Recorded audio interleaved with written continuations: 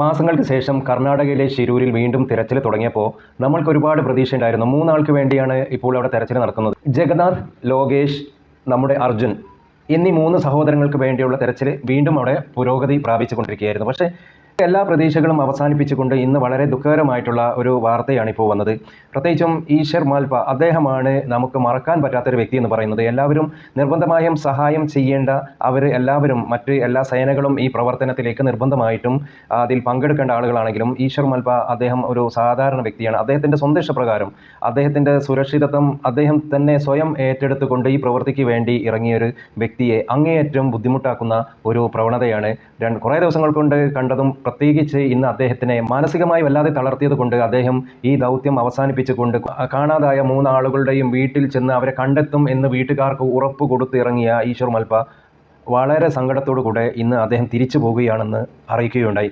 കാരണം അദ്ദേഹം മുങ്ങിത്തപ്പുന്ന സമയത്ത് ഒരുപാട് ഒളിച്ചു വെച്ച സത്യങ്ങൾ പുറത്തേക്ക് വരികയാണ്. ഞാൻ പഴയ വീഡിയോയിൽ പറഞ്ഞിരുന്നു, കർണാടകയിൽ ഈ അപകടം സംഭവിച്ചതിനടുത്തായിട്ടുള്ള കുറേ ആളുകൾ, പരിചയമുള്ള ആളുകൾ എനിക്ക് ഇവിടെയുണ്ട്. അവരുമായിട്ട് പറഞ്ഞ സമയത്ത് അവർ പറയുന്നത് അവിടെ ഒരു സ്ഫോടനം നടത്തിയിട്ടുണ്ട് എന്നുള്ളത് ഉറപ്പ് തന്നെയാണ്. അത്രയും വലിയ ഭൂമി കുലുക്കം പോലെ വളരെ സൗണ്ടോടുകൂടെ ഒരു മുഴക്കമുണ്ടായി, ഭൂമിക്ക് ഒരു വൈബ്രേഷൻ ഉണ്ടായിട്ടുണ്ട്. മാത്രവുമല്ല അവിടെ സംഭവിച്ച കാര്യങ്ങൾ, ആ മണ്ണ് ഇടിഞ്ഞ എത്ര ഫോഴ്സിൽ വന്നു കഴിഞ്ഞാലും ഇത്ര മീറ്ററോളം ദൂരത്തേക്ക് കുന്നുകളെ പോലെ ആ മണ്ണ് മാറി അവിടെ കൂമ്പാരങ്ങൾ ആവണമെന്നുണ്ടെങ്കിൽ ഒരു ക്യാപ്സ്യൂൾ അവിടെ പൊട്ടിത്തെറിച്ചിട്ടുണ്ട് എന്നുള്ളത് വളരെ സത്യമാണ്. ഇന്ന് ഈശ്വർ മാൽപ്പ അതിനെപ്പറ്റി ഒരു വിവരണം കൊടുക്കുകയുണ്ടായി. താഴെ ഒരുപാട് പൊഴിഞ്ഞു പോയിട്ടുണ്ട്. താഴെയുള്ള ഒരുപാട് പുഴയുടെ ഒരുപാട് അടിയിലുള്ള മണ്ണ് പൊങ്ങി മുകളിലേക്ക് വന്നിട്ടുണ്ട്. മുകളിലുള്ള മണ്ണുകൾ കുറേ താഴേക്ക് പോയിട്ടുണ്ട്. അത്രയ്ക്ക് ഒരു ഡീപ്പായി കിടക്കുന്ന ഒരു ഭാഗമായിട്ടാണ് അവിടെ കാണുന്നത്. അതുകൊണ്ട് തന്നെ അവിടെ വലിയൊരു പൊട്ടിത്തെറി നടന്നിട്ടുണ്ട് എന്നുള്ള ഒരു സംശയം ഈ പുഴയുടെ അഗാധതയിലേക്ക് മുങ്ങിത്തപ്പിച്ചെന്ന ഈശ്വർ മാൽപ്പയ്ക്ക് ആ ഒരു സംശയം ഉണ്ടായതിൻ്റെ കാരണം അങ്ങനെ ഒരു സ്ഫോടനം അവിടെ നടന്നിട്ടുണ്ട് എന്നുള്ളതിൻ്റെ വ്യക്തമായിട്ടുള്ള ഒരു ഉറപ്പ് തന്നെയാണ് അദ്ദേഹത്തിൻ്റെ ആ വാക്കിലൂടെ നമുക്ക് മനസ്സിലാവുന്നത്. മാത്രമല്ല മുങ്ങിയെടുക്കുന്ന വാഹനങ്ങൾ പലതും ഒരു റിപ്പോർട്ടിലും പെടാത്തതും ഒരു എണ്ണത്തിൽ പെടാത്ത സാധനങ്ങളാണ് ഈ പൊങ്ങി വരുന്നത്. അതുകൊണ്ട് തന്നെ അവിടെ വളരെ വലിയ ഒരു ദുരൂഹതയാണ് നടന്നത്. ഇത് പുറത്തേക്ക് വന്നു കഴിഞ്ഞാൽ ഗവൺമെൻറ്റിനാകെ ചീത്തപ്പേരും, മാത്രമല്ല സാമ്പത്തികമായിട്ട് ഒരുപാട് ബാധ്യതകൾ വരും. ഇപ്പോൾ തന്നെ കേരളത്തിൽ നമ്മുടെ അൻവർ ഗവൺമെൻറ്റിന് തലവേദനയായതുപോലെ ഈശ്വർ മാൽപ്പ അവിടുത്തെ ഗവൺമെൻറ്റിന് വലിയ തലവേദന സൃഷ്ടിക്കുകയാണ് എന്നുള്ളൊരു കാഴ്ചപ്പാടിൽ അദ്ദേഹത്തെ പുകച്ച് പുറത്ത് ചാടിക്കുവാൻ തന്നെ ഗവൺമെൻറ് പരിപാടിയിട്ടത് കൊണ്ട് ഒരിക്കലും ഇനി അദ്ദേഹത്തിന് ഈ ദൗത്യവുമായി മുന്നോട്ട് പോകുവാൻ കഴിയുമെന്ന് തോന്നുന്നില്ല. അതുപോലെ തന്നെ വാഹനത്തിൻ്റെ ഉടമയായ മനാഫിൻ്റെ സംസാരത്തിൽ നിന്നും ഇന്ന് നമുക്ക് മനസ്സിലായത് നമ്മുടെ അർജുനൻ്റെ അളിയനെ പോലും അവർ കയ്യിലാക്കിയിട്ടുണ്ട്. അവൻ്റെ സംസാരം കൊണ്ട് തന്നെ ഇവർക്ക് മാനസികമായിട്ട് വെറുപ്പ് തോന്നി. അളിയൻ്റെ സംസാരം പോലും ഒരു സഹകരിക്കുന്ന രൂപത്തിലല്ല എന്നുള്ളതാണ് മനാഫിൻ്റെ സംസാരത്തിൽ നിന്ന് നമുക്ക് മനസ്സിലായത്. അതുപോലെ അർജുനെ കാണണമെന്ന് ആത്മാർത്ഥമായിട്ട് ആഗ്രഹിക്കുന്നത് ലോറിയുടെ ഓണറായ മനാഫ് മാത്രമാണോ എന്ന ഒരു സംശയമായിരിക്കുന്നു.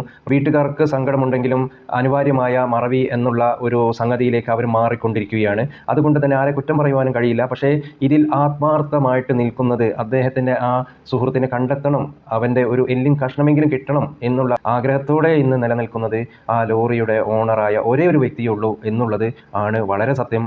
അതുകൊണ്ട് തന്നെ അർജുൻ കാണാമറയത്തേക്ക് മാഞ്ഞു പോവുക തന്നെ ചെയ്യും. ഒരിക്കലും ഇനി ലോറിയുടെ അംശം കിട്ടിയാലും ശരി അർജുനെ കിട്ടുമെന്നുള്ള ഒരു പ്രതീക്ഷയില്ല. കാരണം അവിടെ ഒരു ബ്ലാസ്റ്റിംഗ് നടന്നിട്ടുണ്ട്. വളരെ മാരകമായ ഒരു ക്യാപ്സ്യൂൾ പൊട്ടിത്തെറിക്കുക എന്ന് പറഞ്ഞാൽ ഒരു സിലിണ്ടർ പൊട്ടിയാൽ തന്നെ ഒരു ബിൽഡിംഗ് തമരും. അപ്പോൾ അത്രയും വലിയൊരു ക്യാപ്സ്യൂൾ പൊട്ടിയതിൻ്റെ പരിണിത ഫലമാണ് അവിടെ വലിയ ഗർത്തം ഉണ്ടായതും അതുപോലെ തന്നെ കുറേ ദൂരത്തേക്ക് മാറിക്കൊണ്ട് കുന്നുകളും മലകളും പോലെ അവിടെ മണ്ണടിഞ്ഞു കൂടിയതും പുഴയുടെ മറുഭാഗത്തേക്ക് എത്രയോ ഉയരത്തിൽ വെള്ളം കയറി അവിടെയുള്ള വീടെല്ലാം അടിച്ചു പൊളിച്ച് വീട്ടിലുള്ള ആളുകളെ കൊണ്ടുവരെ പോയത് അവിടെ സ്ഫോടനം നടന്നതാണ്. അത് എല്ലാം പുറത്ത് അറിഞ്ഞു കഴിഞ്ഞാൽ ഗവൺമെൻറ്റിന് ഒരുപാട് പ്രശ്നങ്ങളുണ്ട്. അതിൻ്റെ പിറകിൽ പോവേണ്ടി വരും. നിയമപരമായിട്ടുള്ള ഒരുപാട് പ്രശ്നമുണ്ട്. അതുപോലെ തന്നെ സാമ്പത്തികമായിട്ടുള്ള ഒരുപാട് ഇടപാടുകൾ വരും. അതുകൊണ്ട് തന്നെ കഴിഞ്ഞു പോയ കാര്യങ്ങൾ ആ ഗംഗാവലിയുടെ ആഴങ്ങളിലേക്ക് കുഴിച്ചു മൂടുവാൻ വേണ്ടി കർണാടക ഗവൺമെൻറ് തീരുമാനിച്ചിരിക്കുകയാണ്. അതുകൊണ്ട് തന്നെ ഇനി ആ വ്യാമോഹങ്ങളുമായി ആരും മനസ്സിൽ അർജുനനെ കരുതി നടന്നിട്ട് ഒരു കാര്യമില്ല. പ്രത്യേകിച്ചും എല്ലാവരും മറന്നു കഴിഞ്ഞിരിക്കുന്നു.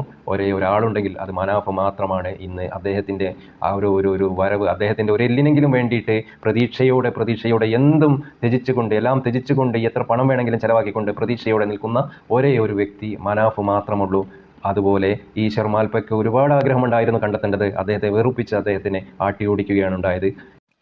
ഇപ്പോൾ വളരെ പ്രതീക്ഷയുള്ള ഒരു വാർത്ത വന്നുകൊണ്ടിരിക്കുന്നുണ്ട്. ഗംഗാവലിയിൽ നിന്നും ഒരു എല്ലിൻ കഷ്ണം കിട്ടിയിട്ടുണ്ട്. അത് ആരുടേതാണ് എന്ന് DNA ടെസ്റ്റിലൂടെ മാത്രമേ അറിയുവാൻ കഴിയുകയുള്ളൂ. ഈ ഒരു പ്രതീക്ഷയോട് കൂടെ തന്നെ നാളെ ആ തിരച്ചിൽ എല്ലാവരും കൂടിച്ചേർന്ന് വളരെ വിപുലമായ രൂപത്തിൽ ചെയ്യുവാൻ വേണ്ടി തീരുമാനിച്ചിട്ടുണ്ട്. വളരെ സങ്കടത്തോടു കൂടെ തിരിച്ചുപോയ ഈശ്വർ മൽപയും നാളെ വരും എന്നുള്ള സന്തോഷ വിവരം അറിഞ്ഞിട്ടുണ്ട്. അദ്ദേഹത്തിന് വേണ്ടിയ സൗകര്യങ്ങളും അതുപോലുള്ള മുങ്ങുവാനുള്ള പെർമിഷനും കൊടുത്തിട്ടുണ്ട് എന്നാണ് അറിയിച്ചത്. സർവ്വസന്നാഹങ്ങളോട് കൂടെ തിരയുവാൻ തീരുമാനിച്ചത് വളരെ സ്വാഗതാർഹമാണ്. നാളത്തെ തെരച്ചിൽ കൊണ്ട് തന്നെ ആ പ്രിയപ്പെട്ട 3 ആളുകളെ പറ്റിയുള്ള വിവരം നമുക്ക് കിട്ടും എന്ന പ്രതീക്ഷയാണുള്ളത്. വളരെ ആകാംക്ഷയോടെ അതിലേറെ പ്രാർത്ഥനയോടെ കാത്തുനിൽക്കുന്നു. നന്ദി, നമസ്കാരം.